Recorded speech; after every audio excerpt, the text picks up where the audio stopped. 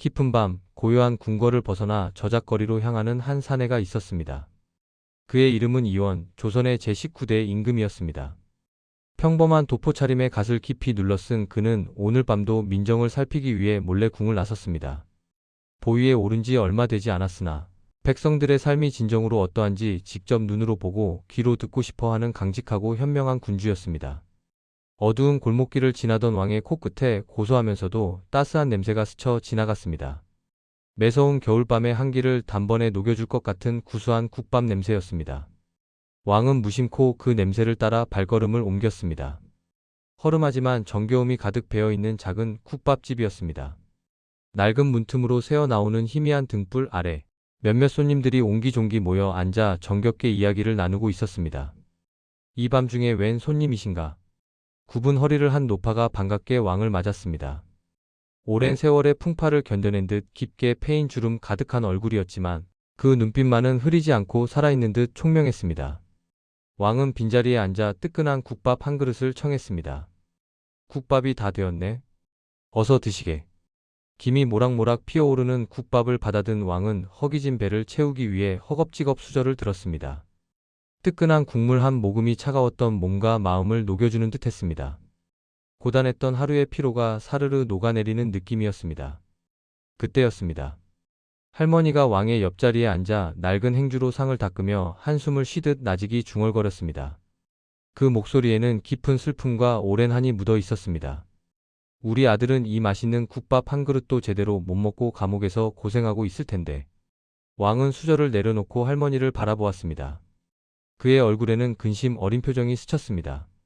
할머니, 무슨 깊은 사연이라도 있으신지요? 혹 제가 도움이 될 만한 일이 있다면 말씀해 주십시오. 할머니는 눈물을 글썽이며 고개를 떨구었습니다. 그리고는 왕의 다정한 말에 작은 위로를 받았는지 조용히 입을 열었습니다. 그녀의 목소리는 떨렸지만 그 속에는 억울함이 가득했습니다. 내 아들이 말입니다.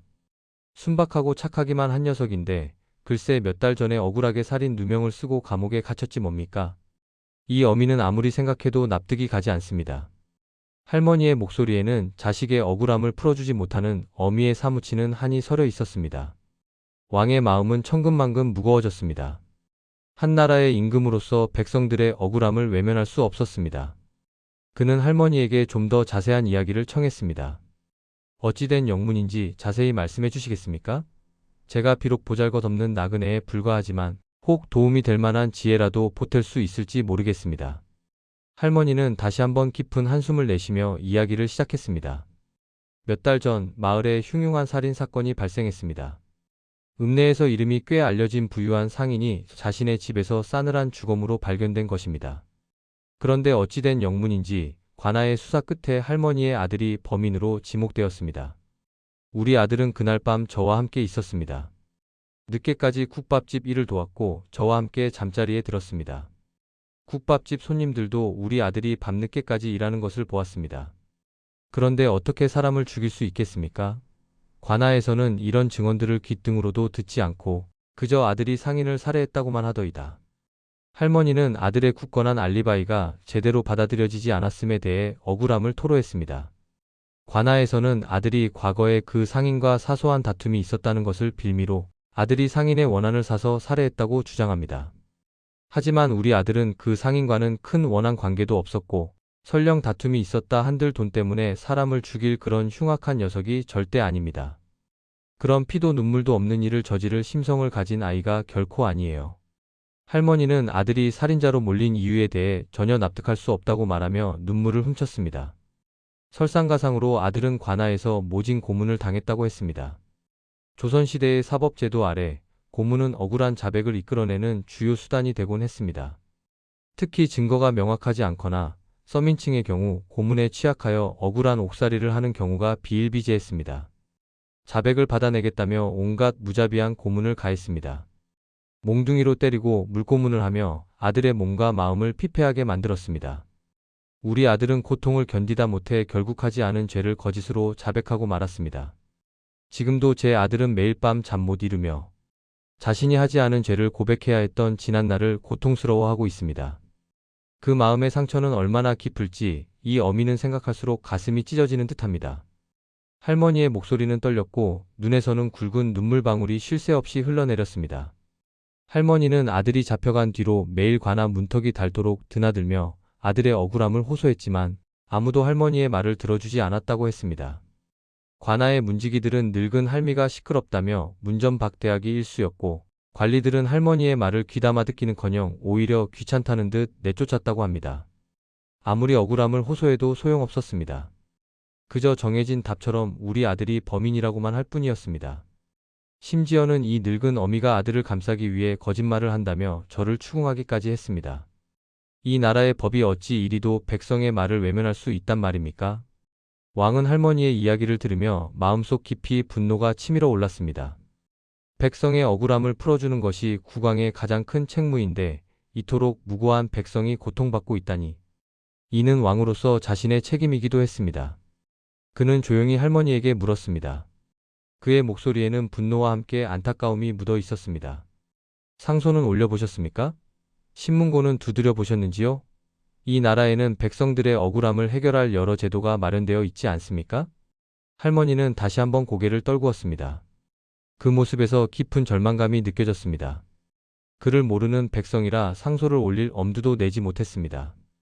어렵게 상소문을 써줄 사람을 찾아도 관아에서 우리 아들을 이미 범인으로 단정했으니 무슨 소용이 있겠느냐며 아무도 나서주지 않았습니다. 신문고는 감히 범접할 수 없는 것이라 생각했습니다. 감히 일개 백성이 신문고를 두드렸다가는 오히려 더 큰 화를 입을까 두려웠습니다. 조선시대에는 판결에 불복할 경우 관찰사나 형조, 사원부에 상소할 수 있었고 최종적으로는 신문고를 쳐서 국왕에게 직접 억울함을 호소할 수도 있었습니다. 하지만 그를 모르는 백성들에게는 상소문 작성 자체가 큰 장벽이었고 신문고 또한 일반 백성들에게는 멀고 어려운 제도였습니다. 특히 지방 관아의 수령들이 백성들의 상소를 제대로 처리하지 않거나 심지어는 상소를 방해하는 경우도 많아 백성들은 억울함을 호소할 기회조차 얻지 못하는 경우가 허다했습니다. 할머니는 왕에게 끓어오르는 울분을 토해냈습니다. 그녀의 목소리에는 더 이상 숨길 수 없는 격정이 담겨 있었습니다. 제 아들은 세상 물정 모르고 순진하기만 한 아이입니다. 착하게만 살아온 제 아들이 하루아침에 흉악한 살인자가 되다니 이 어미는 도저히 받아들일 수가 없습니다. 제 아들은 그저 어미를 도와 국밥집을 운영하며 성실하게 살았을 뿐입니다. 그 아이의 유일한 죄라면 가난한 백성으로 태어나 힘없는 어미를 둔 것뿐입니다. 제발 제 아들의 억울함을 밝혀주십시오. 이 늙은 어미의 마지막 소원입니다. 할머니의 간절한 호소에 왕의 마음은 더욱 무거워졌습니다. 그는 백성의 고통을 직접 마주하며 자신의 통치에 대한 깊은 책임을 느꼈습니다. 그는 조용히 국밥 한 그릇을 비우고 자리에서 일어섰습니다. 할머니 너무 염려 마십시오. 제가 반드시 할머니 아드님의 억울함을 밝혀드리겠습니다. 이 밤이 지나기 전에 반드시 진실이 드러날 것입니다. 왕은 할머니에게 알 수 없는 확신에 찬 목소리로 말했습니다. 그의 눈빛에는 흔들림 없는 결의가 담겨 있었습니다. 할머니는 왕의 말에 의아해했지만 왠지 모르게 마음 한편에 작은 희망이 피어오르는 것을 느꼈습니다. 이 미천한 국밥집 손님의 말 한마디가 어째서 이토록 마음 깊이 다가오는 것일까? 그녀는 홀로 밤늦도록 그 희미한 희망을 붙잡고 잠 못 이루었습니다. 다음날 아침 날이 밝자마자 국왕은 즉시 신하들을 불러 모았습니다. 편전에는 숙연한 긴장감이 감돌았습니다. 그리고 어젯밤 국밥집에서 들었던 이야기를 상세하고도 냉철하게 전했습니다. 무고한 백성이 억울하게 옥살이를 하고 있다니 이는 통탄할 노릇이오. 과인이 밤새 잠 못 이루며 고심했소. 어찌하여 백성의 억울함을 풀어주는 것이 이토록 어려운 일이 되었단 말인가. 왕의 목소리에는 전례 없는 분노와 실망감이 담겨 있었습니다. 그의 얼굴은 밤샘 고뇌로 인해 수척했지만 그 눈빛은 활활 타오르는 불꽃처럼 강렬했습니다. 당장 이 사건을 재수사하고 한치의 의혹도 남기지 말고 진실을 명명백백히 밝히시오. 그리고 어젯밤 그 국밥집 할머니의 아들을 즉시 석방하여 재심을 진행하도록 하라. 더 이상 무고한 백성이 고통받는 것을 좌시하지 않을 것이오. 신하들은 왕의 단호한 명령에 일제히 고개를 숙였습니다. 왕은 사건의 심각성을 인지하고 특별 어사를 파견하여 사건의 전말을 다시 조사하도록 했습니다. 어사는 왕의 명을 받아 한치의 망설임도 없이 신속하게 마을로 내려갔습니다. 그는 밤낮을 가리지 않고 사건 현장을 다시 살펴보고 주변 사람들을 탐문했습니다. 억울하게 갇힌 할머니 아들의 알리바이를 재조사하고 살해당한 상인의 주변 인물들을 면밀히 조사했습니다. 특히 조선시대의 살인사건 수사 지침서였던 무언록에 따라 시신 검시 기록을 다시 확인하고 미처 발견되지 않았던 증거들을 찾아내기 위해 노력했습니다. 몇 날 며칠의 고된 수사 끝에 어사는 마침내 놀라운 사실을 밝혀냈습니다. 진범은 따로 있었던 것입니다. 살해당한 상인에게 큰 빚을 지고 있었던 다른 상인이 상인을 살해하고 평소 상인과 사소한 다툼이 있었다는 것을 빌미로 순박한 할머니의 아들에게 교묘하게 누명을 씌웠던 것입니다. 진범은 자신의 범행을 은폐하기 위해 치밀하게 계획을 세워 모든 증거를 조작했고 힘없고 순진한 할머니의 아들을 희생양으로 삼았던 것입니다. 그의 악랄함과 잔인함은 이루 말할 수 없었습니다. 이 모든 진실이 밝혀지자 마을 사람들은 경악을 금치 못했습니다. 그리고 할머니의 아들이 그토록 억울하게 옥살이를 했다는 사실에 분노했습니다. 무고한 사람을 범인으로 몰아 고통받게 한 관아의 무능함과 진범의 파렴치한 행위에 대해 비난의 목소리가 빗발쳤습니다. 진실이 밝혀진 날 할머니는 감옥에서 풀려난 아들을 보자마자 달려가 품에 안고 하염없이 눈물을 흘렸습니다. 아들은 어머니의 품에서 비로소 오랜 고통을 잊은 듯 흐느꼈습니다. 감옥에서 풀려난 아들의 얼굴은 수척했지만 다시는 억울한 누명을 쓰지 않아도 된다는 사실에 안도하는 표정이 역력했습니다. 이제야 비로소 세상에 자신의 무죄가 밝혀졌다는 안도감과 그간의 서름이 교차하는 눈물이었습니다. 어사는 국왕에게 사건의 전말을 상세히 보고했습니다.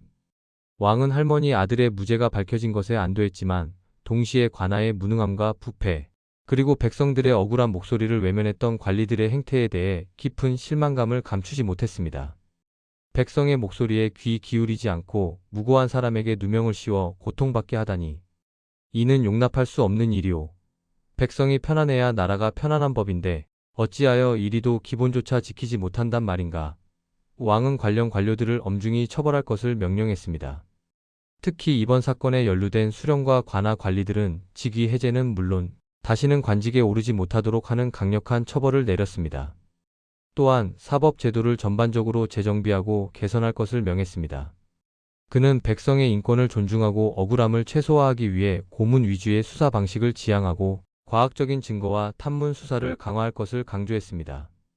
특히 사형에 해당하는 중죄의 경우 삼복 제도를 철저히 지켜 3번 이상의 복심을 거쳐 신중에 신중을 기하도록 했습니다.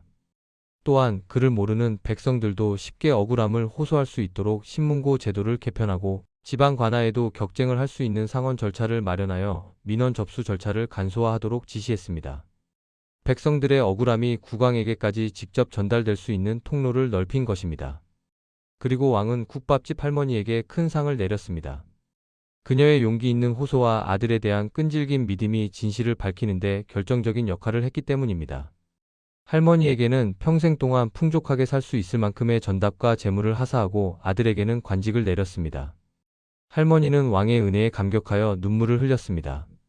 그녀는 억울하게 옥살이를 했던 아들을 다시 만나게 해준 왕에게 진심으로 감사하며 평생 그 은혜를 잊지 않겠다고 맹세했습니다. 며칠 뒤 왕은 다시 그 국밥집을 찾았습니다. 여전히 평범한 도포 차림이었지만 그의 표정에서는 지난번보다 한결 편안함과 만족감이 엿보였습니다. 할머니는 왕을 보자마자 환한 미소를 지으며 반갑게 맞이했습니다. 어르신, 그때 말씀해주신 덕분에 제 아들이 무사히 돌아왔습니다. 정말 감사합니다. 어르신의 덕분에 제 아들이 새 삶을 살게 되었습니다. 할머니는 왕이 자신의 억울함을 풀어준 이 나라의 국왕인 줄은 꿈에도 생각지 못했습니다. 그저 밤늦도록 자신의 이야기를 들어주고 진심으로 공감해준 고마운 나그네로 기억하고 있었습니다. 왕은 따뜻한 국밥 한 그릇을 비우며 생각했습니다. 이처럼 백성들의 삶 속에 직접 들어가 그들의 이야기를 듣고 그들의 고통에 공감하는 것이야말로 진정한 왕의 도리임을 다시 한번 깊이 깨달았습니다. 눈으로 보고 귀로 듣는 것만이 진실을 파악하고 올바른 통치를 할 수 있는 길임을 그는 확신했습니다. 신분을 숨긴 왕과 국밥집 할머니의 이야기는 그 후로도 오래도록 사람들 입에 오르내리며 백성을 사랑하는 현명한 왕의 지혜와 억울한 백성의 한을 풀어준 정의로운 통치의 상징이 되었습니다. 이 이야기는 무고한 백성의 목소리를 외면하지 않고 진실을 밝히기 위해 끝까지 노력하는 것이 얼마나 중요한지를 보여주는 교훈으로 길이길이 전해지게 됩니다. 왕은 이 사건을 통해 백성들의 삶을 더 깊이 이해하게 되었고 앞으로도 꾸준히 미행을 통해 백성들의 고통을 직접 듣고 해결해 나가겠다고 다짐했습니다. 이 작은 국밥집에서의 하룻밤 만남은 왕에게 깊은 깨달음을 주었고 조선의 정의롭고 현명한 통치에 지대한 영향을 미치게 되었습니다. 할머니의 억울함은 비록 한 개인의 작은 사건이었지만 이는 왕에게 백성 전체의 고통을 대변하는 상징적인 사건이 되었습니다. 왕은 이 사건을 계기로 더욱 백성들의 삶에 깊이 다가서고 그들의 목소리에 귀 기울이는 경청의 통치를 펼치게 됩니다. 백성 한 사람 한 사람의 이야기에 귀 기울이는 것이야말로 진정한 민심을 얻고 나라를 태평성대로 이끄는 길임을 그는 깨달았던 것입니다. 할머니와 아들은 왕의 깊은 배려와 은혜 속에서 다시 평화롭고 행복한 일상으로 돌아갔고 국밥집은 예전처럼 따뜻한 온기와 손님들의 웃음소리로 가득 찼습니다. 그리고 사람들은 그 국밥집을 지나갈 때마다 신분을 숨긴 왕과 할머니의 감동적인 이야기를 떠올리며 정의와 희망을 이야기하게 되었습니다. 이 이야기는 왕도 백성들의 삶 속에서 직접 경험하며 진정한 지혜를 얻을 수 있다는 교훈을 주며 세대를 넘어 후세에 길이길이 전해졌습니다. 백성을 사랑하는 마음과 진실을 추구하는 용기가 어떤 기적을 만들어낼 수 있는지를 보여주는 영원한 이야기가 된 것입니다. 시청자님을 축복합니다. 구독과 좋아요 부탁드립니다. 감사합니다.